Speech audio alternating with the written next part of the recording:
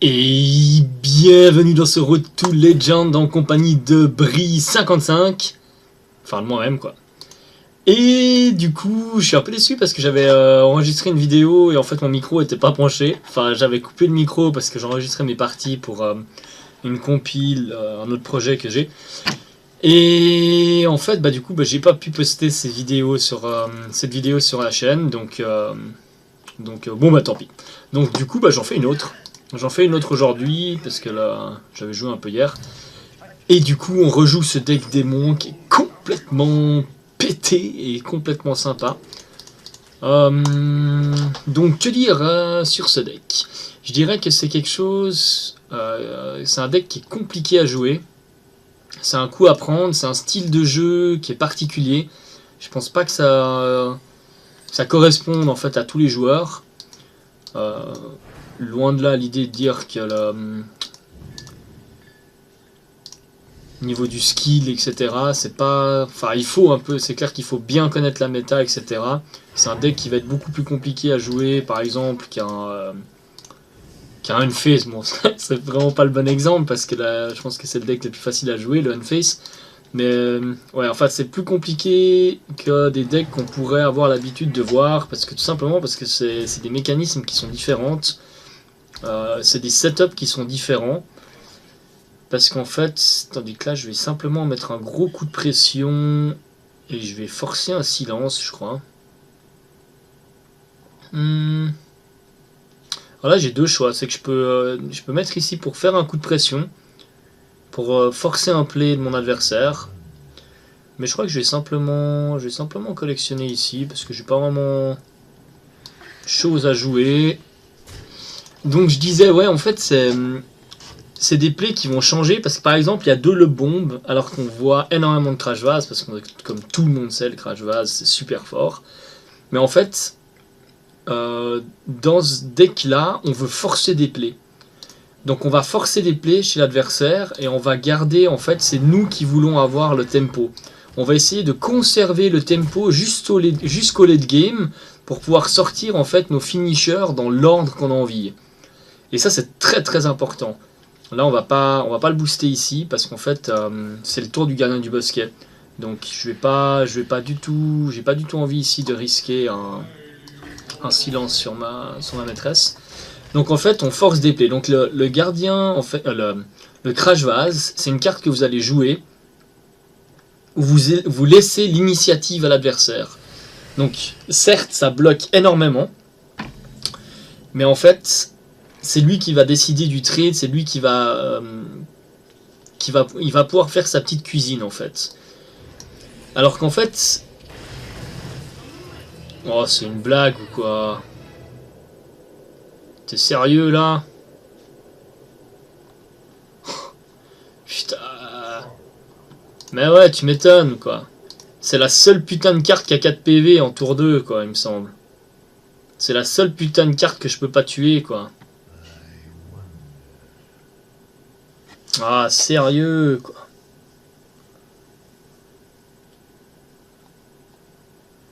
Putain, je suis obligé d'envoyer les deux dedans quoi. Moche. Ah, puis là, il gardien du bosquet, et puis bon, ça lui empêche un tour 5.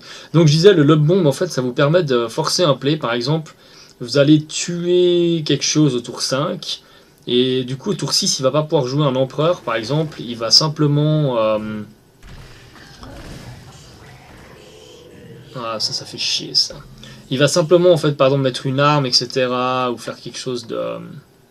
Alors là, par exemple, le lob bomb aurait été complètement insane. Donc ce Milouz, il est dévastateur. Hein. Il est vraiment mais dévastateur. J'aurais eu n'importe quoi d'autre, même la 4-3. Hein. La deuxième qui est vraiment mauvaise, ça c'est une erreur par contre, parce qu'il se met à portée d'Hellfire. Ça c'est une grosse erreur de sa part.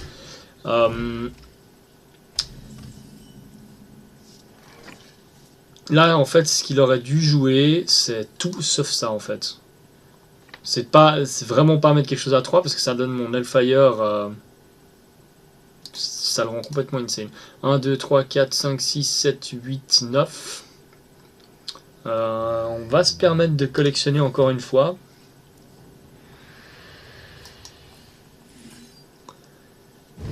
Là on va chercher nos heals, parce que contre le druide on a vraiment besoin des healbots pour pas se faire de portée de la combo. Donc faut pas avoir peur de collectionner un peu. Bon évidemment là... on a vraiment pas de réponse, en plus on n'a pas de siphon, on n'a pas de... Putain, on a vraiment que dalle, on n'a pas la chasse au gros gibier, on n'a pas le... Tout ça c'est le Milouz, hein. Comme on dit souvent, même en aggro ça se joue dans les tours 2-3, en contrôle beaucoup moins, mais c'est quand même très important. Admettons que là, ça aurait pas été un Milouz, ça aurait été la 4-3, la deuxième pupille des cartes, j'aurais pas eu besoin de trade mon taunt, donc j'aurais pu coller ça en fait au tour d'après, et la partie aurait été complètement différente.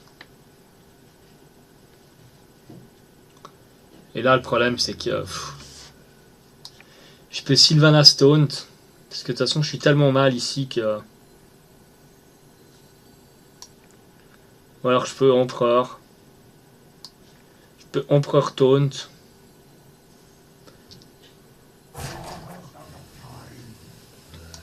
J'ai bien envie de sortir un gardien du bosquet là. Bon, on va empereur taunt, parce qu'on risque fort de Twisted Nether le tour d'après.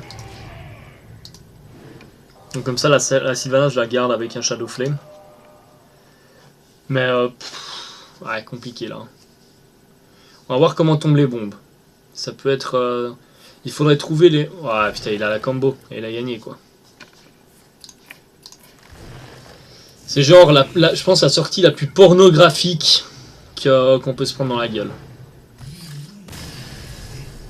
C'est juste, c'est hallucinant. On a eu aucune carte et le mec a eu genre...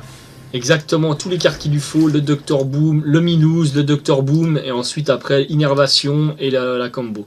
C'est juste insane. Ça fait partie de ces in-game sur 10 où vous ne pouvez pas gagner. Vous pouvez faire tout ce que vous voulez, vous gagnerez jamais. De toute façon, il y a un facteur comme ça. Il y a une game où tout marchera pour vous et une game où vous pouvez faire ce que vous voulez. Le RNG vous dira non, et puis l'adversaire aura absolument toutes les réponses. Et une chatte démesurée. Là, ce qui me fait juste un peu chier, c'est que je me suis tapé 2 games comme ça dans les 4 derniers games. Bon, du coup, ça c'est toujours quelque chose qu'on veut voir en main de départ. Donc en mulligan, c'est toujours quelque chose qu'on garde, ça. Hein, le Demon Fire. Ouais, voilà. C'est toujours le... C'est nickel. Surtout contre un pasteur. Bon, il a le mot de douleur, là. Et ça c'est dévastateur. Donc c'est pour ça que... je sais pas si je vais pièce maîtresse de la douleur. Contre un prêtre en fait on va voir son tour 1. S'il met un croc zombie, je pièce maîtresse de la douleur. S'il fait rien, je vais simplement passer je pense. Faut que je calcule parce qu'à son tour 3... Et même s'il met un sectateur tour 3, en fait, j'ai moyen de le gérer avec le Mortal Coil. Donc il faut que je puisse attaquer. Donc il faut que j'ai pu... Ouais, donc ça va, parce qu'il faut que je la mette en fait tour 2. Pour qu'à son tour 3, en fait, dès que ça vient à mon tour 3, je puisse Demon Fire Mortal Coil.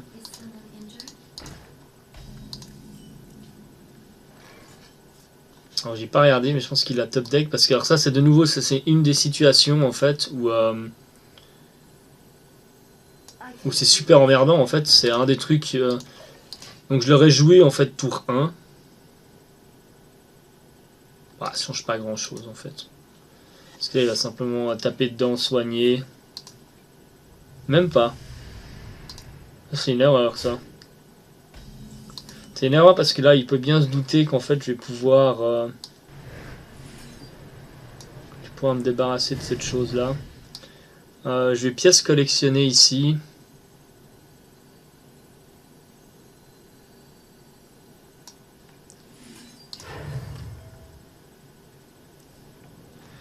C'est juste pour avancer un peu dans mon deck. En fait contre prêtre on a envie d'avoir un maximum de cartes, maximum de réponses parce que lui a un maximum de réponses donc c'est vraiment une bataille de cartes contre le prêtre. Faut pas se laisser devancer au nombre de cartes. Et comme là j'ai strictement rien à jouer, j'ai de nouveau une main vraiment pourrie. Bon il a pas une main terrible apparemment parce que Le fait qu'il joue ça...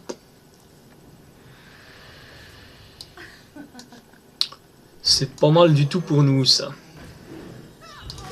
Du coup, qu'est-ce qu'il peut nous faire, là? Il peut mettre un crash vase. Il met un crash vase, on Demon Fire sur l'autre, et on est bien. Ah, il m'a volé une Dark Bomb. Ok. Ah, pas de cercle de soins, s'il te plaît. Ah, putain.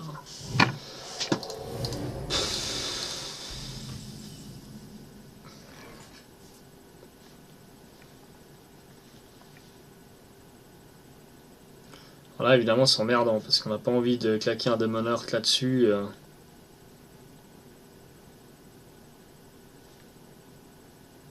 Putain, si on avait un mana de plus, on aurait pu Demon Heart Mortal Coil. Oh, putain, on a aucun play, quoi. Le problème, c'est que si je le Demon Heart pas...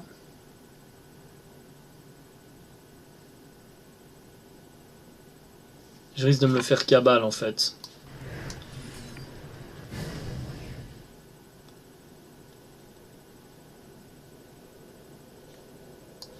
Je crois que je vais même pas aller taper dedans.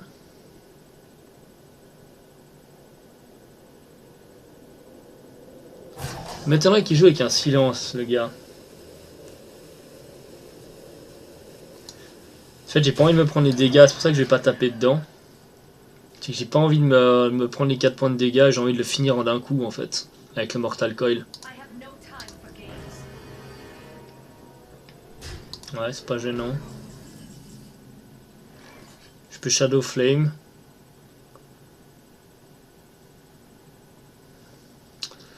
Je peux Shadow Flame ici, ou sinon je peux simplement... Je peux aller taper... Je peux aller taper Mortal Coil. Puis de toute façon, s'il va taper dedans après...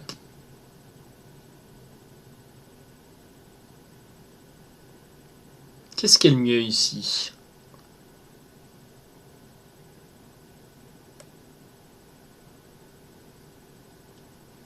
Je pense que j'aime bien la collection taper Mortal Coil. Il risque d'aller trader tout seul.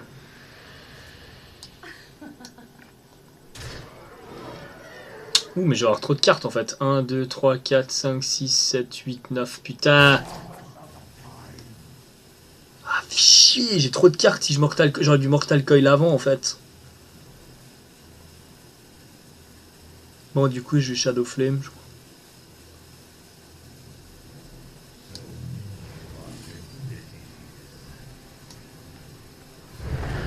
Bon, bête d'utiliser un Shadow Flame pour ça. Sinon, j'aurais dû bon noir que ça fasse. Ah, et puis c'est lui qui le pose avant moi. Hein. Sale pute. Pardon. Du coup, on a déjà tué une bombe.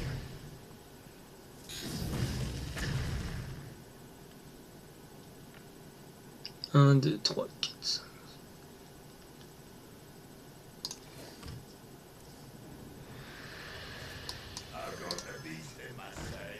Quand c'est qu'on va... Quand c'est qu'ils vont faire quelque chose contre ce Dr Boom là, c'est vraiment... C'est ridicule quoi. C'est tour 7, c'est vraiment celui qui est premier qui a... Ouh, ça c'est bien ça. Il reste vivant là. Ça c'est très bien. Du coup, qu'est-ce qu'on a envie de faire là? Est-ce qu'on a envie de simplement Dr Boom? C'est pas mal parce qu'il va venir trade avec son crageoise, du coup il sera un PV, ce sera juste à portée d'une de mes bombes. Ouais, c'est pas mal. Faut me cabale une bombe, mais c'est pas encore trop gênant.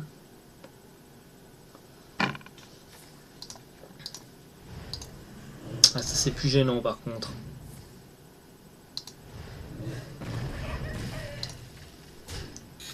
Ça c'est beaucoup plus gênant.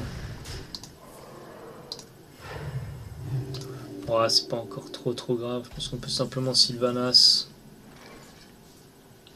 On peut gentiment setup un Mal'Ganis. Donc on va simplement... Sylvanas et le petit démon ici. Ça paraît pas mal ça.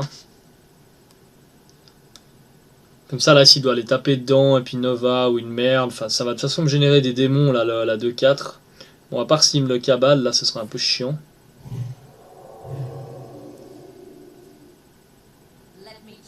Ouais putain. Mais bon j'ai toujours le Shadow Flame en fait, donc c'est pour ça que le cabal me dérange pas plus que ça. C'est pour ça que j'ai joué en fait Sylvanas avec ça. En général ça je joue jamais contre un pasteur tout seul. Hein. Parce que sinon c'est vraiment hardcore. Donc là, ce que je vais faire, c'est que je vais simplement Shadow Flame. Et comme ça, je récupère son Crash Vase. Je vais pas aller taper dedans.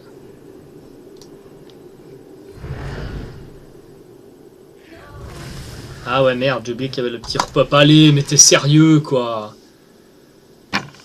Putain, ce misplay de merde, là. Putain.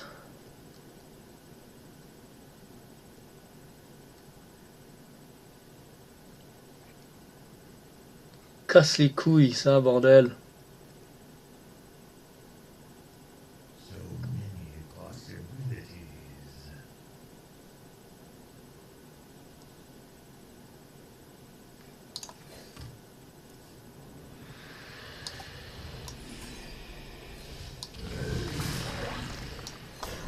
Ouais, on setup le Malganis. Chier, j'aurais allé taper devant, je tapais dedans et j'ombre flammais, puis c'est bon, je sauvegardais une bombe. J'ai pas pensé à ce putain de petit démon là. Ouais, ça c'est mauvais, ça il faut tuer tout de suite ça. Ça on va le tuer direct, ça c'est Malganis et on va tuer. Non, putain. Ah, il est vraiment casse-couille hein, ce prêtre. C'est top deck là, il commence vraiment à me casser les couilles.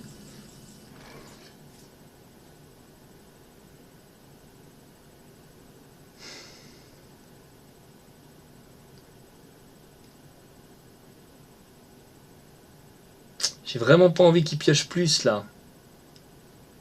Ah, le Malganis quoi, c'était un tellement beau play là.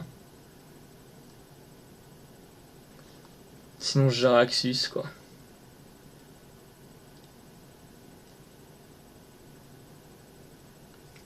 Ah, ça fait chier. Bon, j'ai le board, donc Jara, même s'il pioche. Mais j'avais vraiment envie là qu'il pioche un minimum quoi. Bon, on est quand même super bien. Hein. On se plaint beaucoup, enfin je me plains beaucoup, mais je suis quand même bien. On a les deux heals, on a le Malganis, on a le Sneed. Bon, on n'a plus vraiment d'AOE et ça c'est un peu chiant.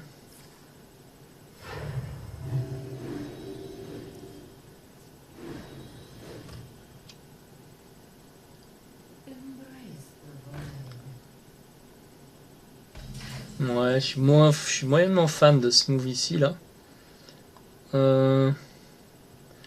Du coup, je peux tout clean. 4, 5, 6. Alors, je peux soit paf paf Hellfire taper là-dedans. Ou alors, je peux Malganis. Mais Malganis ici. C'est dommage parce que j'ai deux démons sur board. Donc, en fait, Malganis. Ouais, je pense que ce play là est quand même vachement mieux. Hein.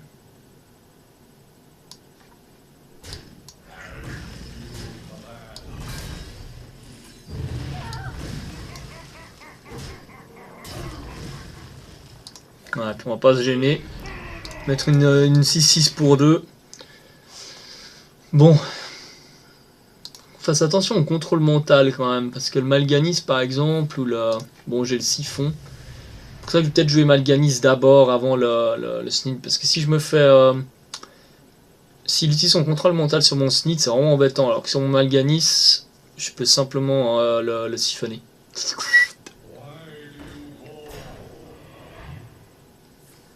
Oh mais t'es sérieux quoi. Du coup je peux même pas les taper là.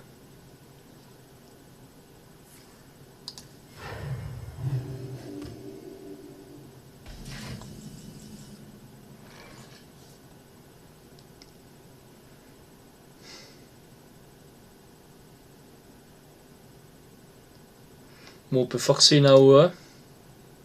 Est-ce qu'on a envie de forcer une Nova ici? On peut implosion, Bob Lomber, mais je fais pas mon pouvoir, ça j'aime pas.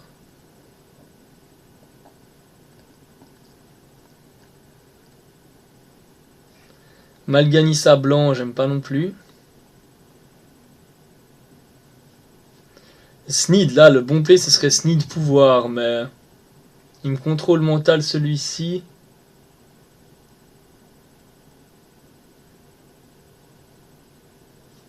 Ouais, admettons. Même s'il me contrôle mental, mon Sneed, il passe son tour à ça. Après, je tape avec 2-9-9.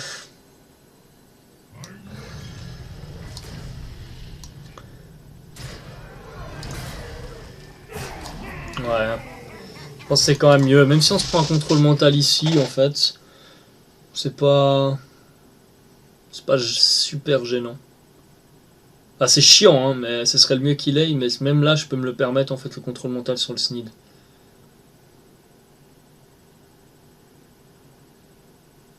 Après, il pourra aller trade d'une 6-3. Mais bon, au bout d'un moment, il faut avancer quand même. Il faut jouer les grosses... Toujours jouer à l'économie de cartes contre le Pasteur. Et c'est pas évident. Les match-ups contre le Pasteur, c'est toujours des... Ah ouais, c'est pas gênant ça. Ah, il va bombe... Ah putain, il va bombe machin, la bombe de lumière. Eh ben non, pas de bombe de lumière. Bon bah tant mieux. Tant mieux. On s'est beaucoup plaint pour pas grand chose, j'ai envie de dire, mais c'est toujours un peu comme ça. Faut se plaindre un petit peu des fois. Il faut. Du coup, on va mettre la decklist. Poum poum poum. Mais je vais pas la réexpliquer parce que j'ai déjà expliqué dans la vidéo précédente. Donc du coup, je mettrai simplement un lien, je pense, sur la vidéo précédente et puis ça vous pourrez voir l'explication. J'ai fait une explication vraiment détaillée de la decklist dans l'autre vidéo. Et bien voilà, et bien merci de m'avoir suivi, d'avoir regardé cette vidéo et je vous dis à tout bientôt.